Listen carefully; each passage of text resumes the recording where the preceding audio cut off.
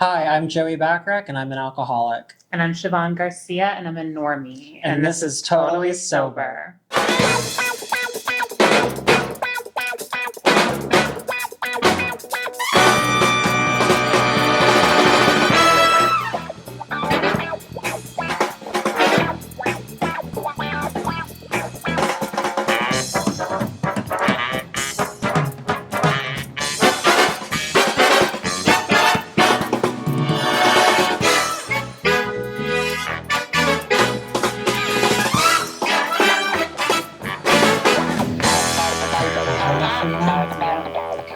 Want this tall in person.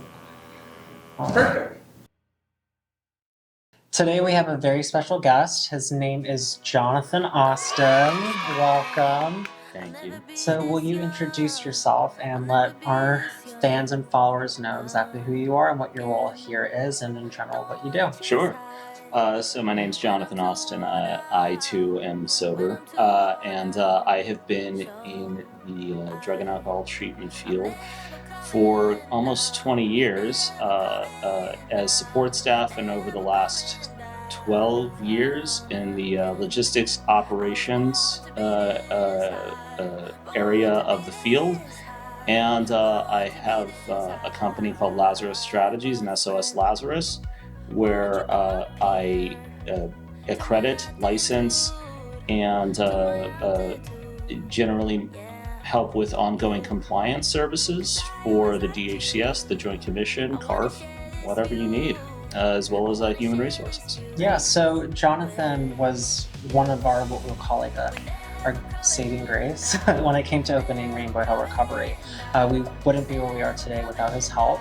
He helped us get off the ground and get everything we needed in order so we could open on time. So thank you for that. Tell us your story as far as recovery. When did you get sober? I got sober in February 2001. And I got sober because I was a teenage garbage can. I did whatever I could, and I was a really bad criminal. So I got caught a lot.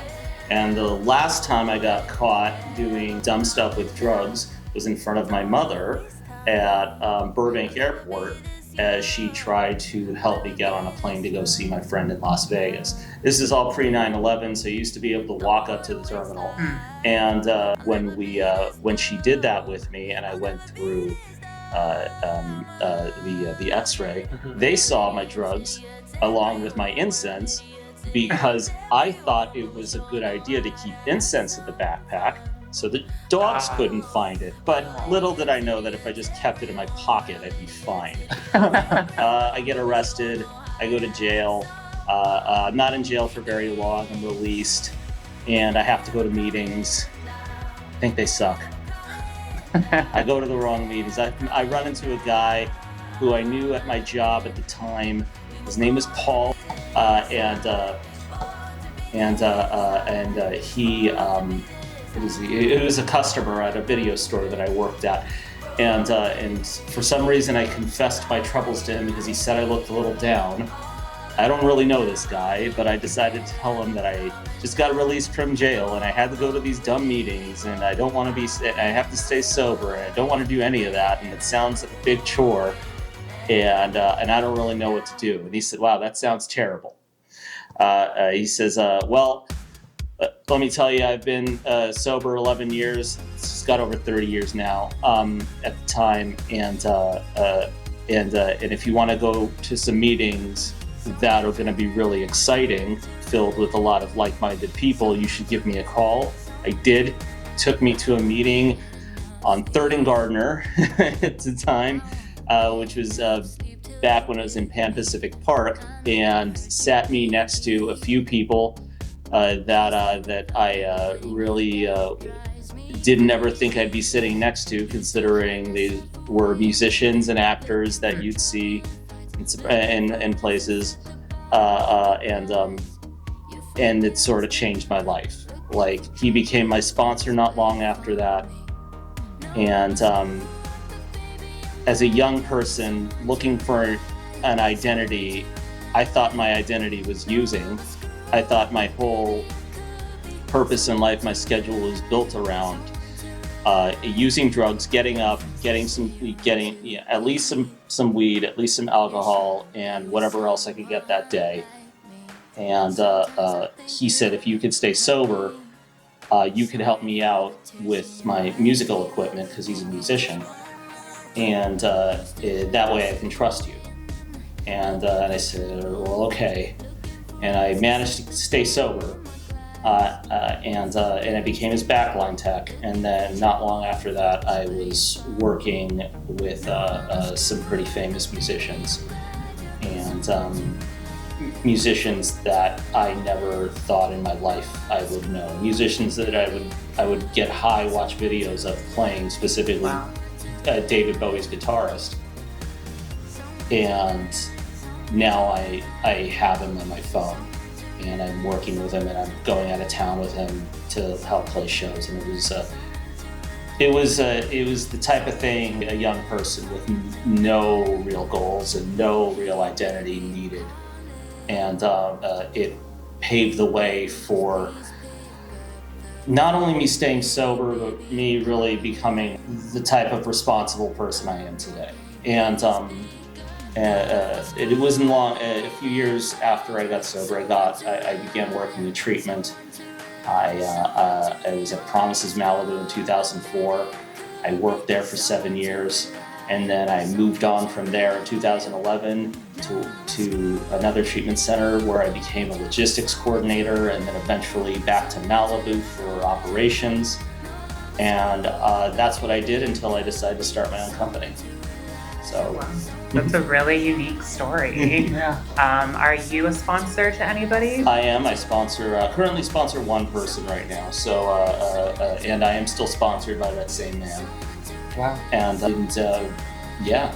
Wow, that's a it really worked. crazy story. It's a pretty So you're It's okay to also- toot your own horn. It's good. It's something to be very proud of. Right. So you're a musician too? I am not. No. Okay. So what do you do on tours? So what I would do is I worked for him. He was his bassist, and I did what's called backline teching, which is essentially taking care of the backline, which is all the amps, the guitars.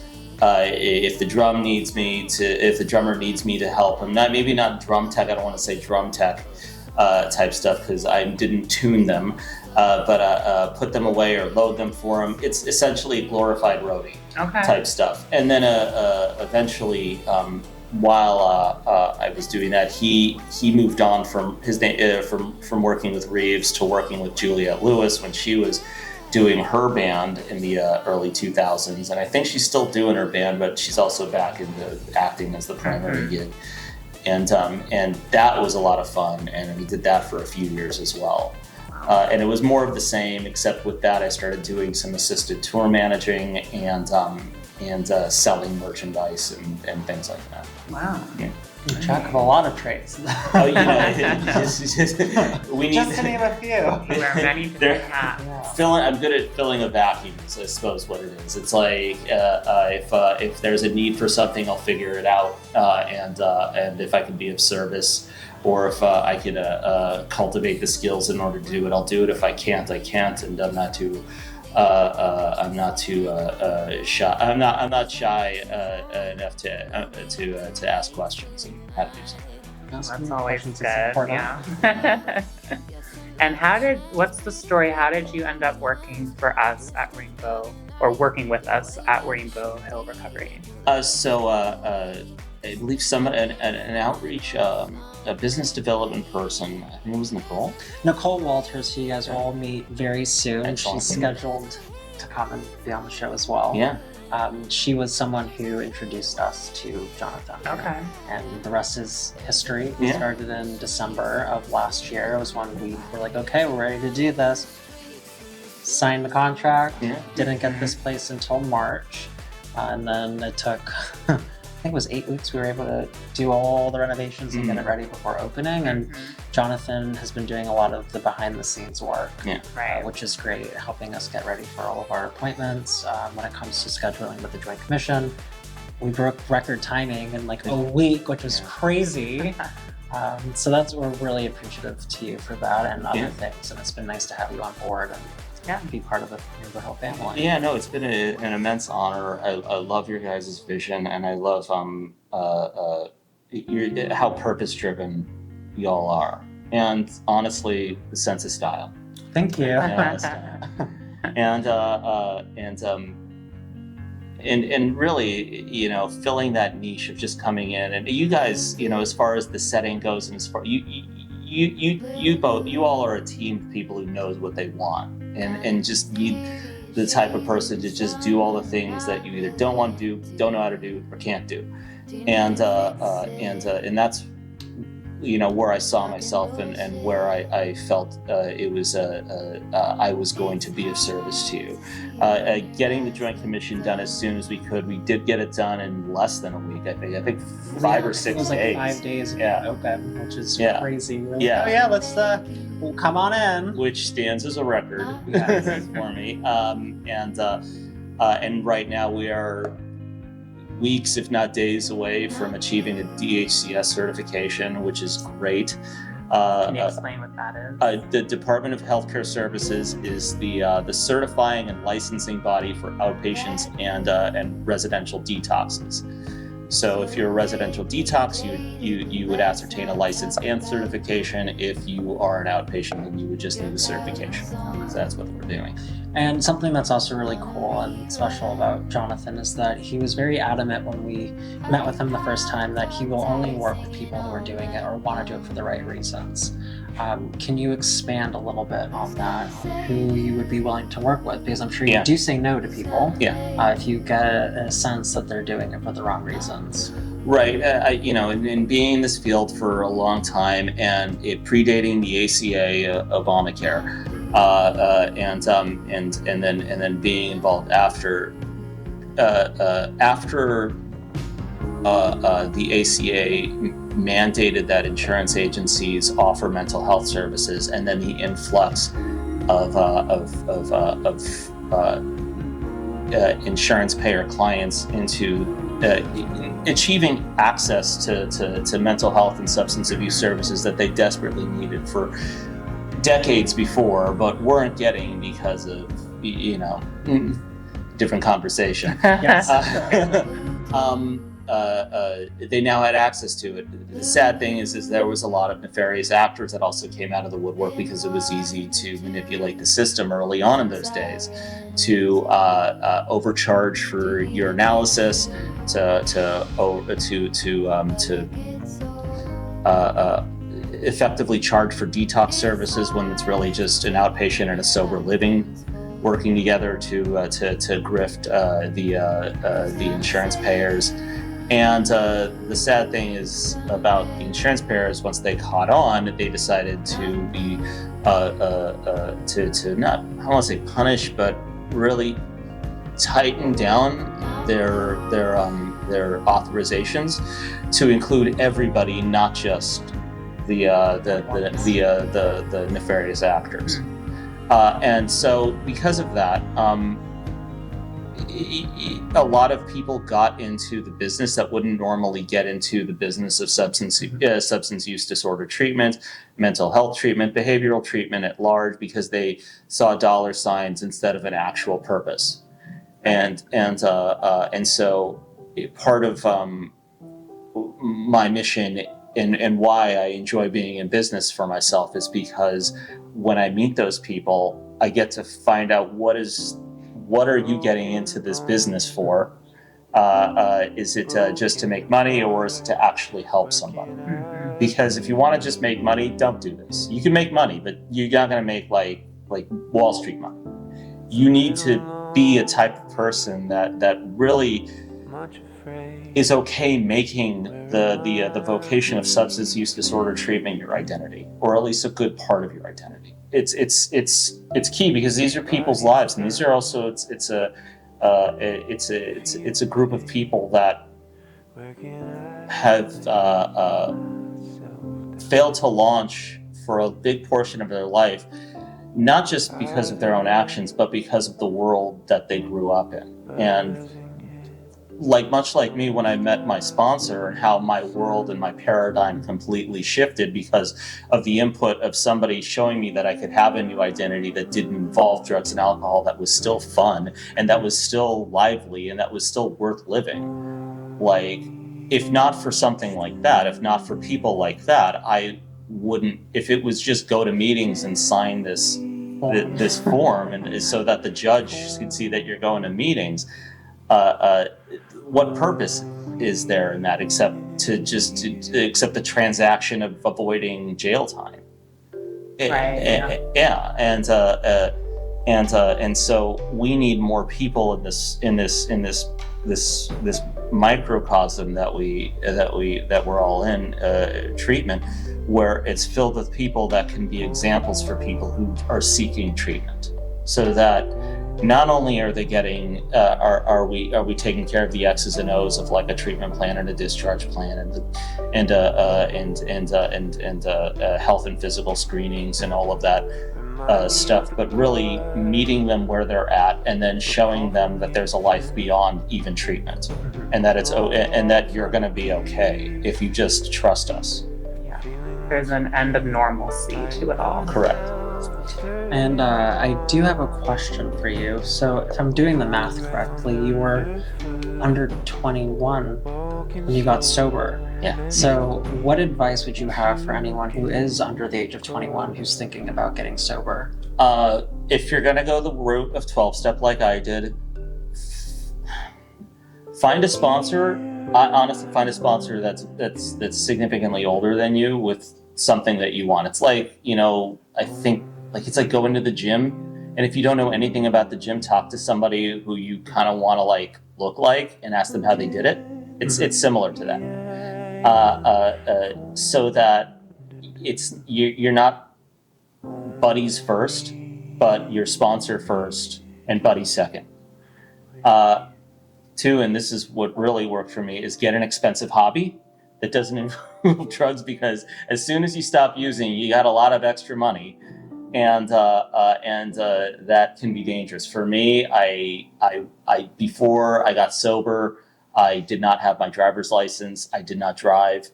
I didn't come from money, so I didn't really have a lot of it. I bought an old car. It was a '76 Datsun and 280Z, and it needed work done, and I needed to learn how to do it.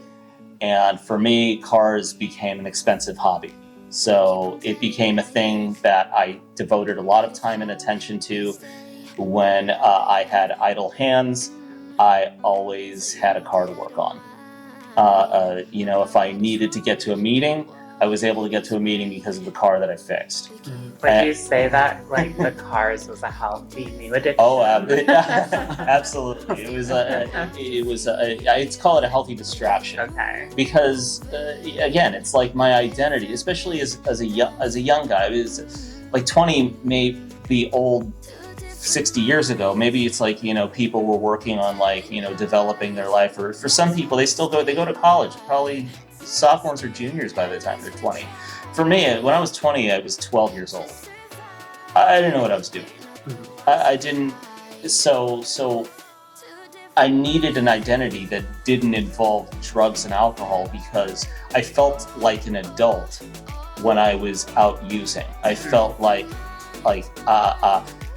it was a responsibility I was maintaining. It was a purpose. I needed to do it. I had friends that were all doing it, so I had a community. It was in a sort of sick way, it was like an endurance challenge. It was like an estimable act for me to get it as fucked up as as I could get, and survive the next day and then talk about it. Like it was like a thing. I read a lot of Hunter Thompson when I was using and after, but like Hunter Thompson was sort of I don't want to say he was like a using inspiration, because that really cheapens his input and his contribution to the world. But when you're a kid, it's like I want to be like Hunter Thompson. So my mission was to go on adventures like he did, but with drugs, I should say. except that they didn't take me anywhere but jail and the streets. So, Sounds like a hoot. yeah. Do you have any questions for us that you'd like to ask? Um, Don't mean to put you on the spot like that. Sure. What are your guys' next steps? Oh, we were just asked that, which is great. So this is what we like to refer to as we're in phase 2. Yeah. We're not going to let anything else out of the bag, but what we shared on our last couple of episodes, that our goal would be to open more Rainbow Hill recoveries throughout the nation, specifically in areas where being yourself is looked down on. So Florida would be fantastic. Portland would be a great option. And then Portland isn't so much, you can be yourself. you can be yourself there, in Portland. But There's it's a big huge drug problem there. crisis Outside of Portland. outside of Portland. So Oregon, good old Yeah. Oregon. Good old Oregon. So yeah, to expand would be a dream for phase 2, and then phase 3 we'll talk about in the future. Yeah. Awesome. Yeah, it's exciting. Well, I love that, and I love that you're there for the LGBTQIA community. The legitimate law. And we have an because- ally here. Yeah, I mean, honestly, again, I've been doing this a long time, and the LGBTQIA plus centers have like come and go, but there's like been nobody to really take the mantle and as the resource for that community for as long as I like. There's no like go like, you know, when people think alcohol dependence, Betty Ford, Hazelden, it's simple, but like there's no like I can't think of anybody that is the go-to colloquial reference for the gay community as far as like substance use disorder and behavioral health treatment goes, and it's vital, and it's I'm really proud to be a small part of your guys' plans in moving forward and helping a community that really needs it. Well, thank you. That was really nice. Gonna make me cry. So on that note, we want to say thank you so much for coming and taking the time to meet with us. Make sure you hit that like and subscribe button and make that, what's that sound? Ding! Ding. And stay tuned, and we'll see you soon. Bye. That was good. You Good. killed it. What are you talking about? Good. It's talking in a meeting. Perfect. Oh, I gotta get out of here. It's I know it's hot. hot.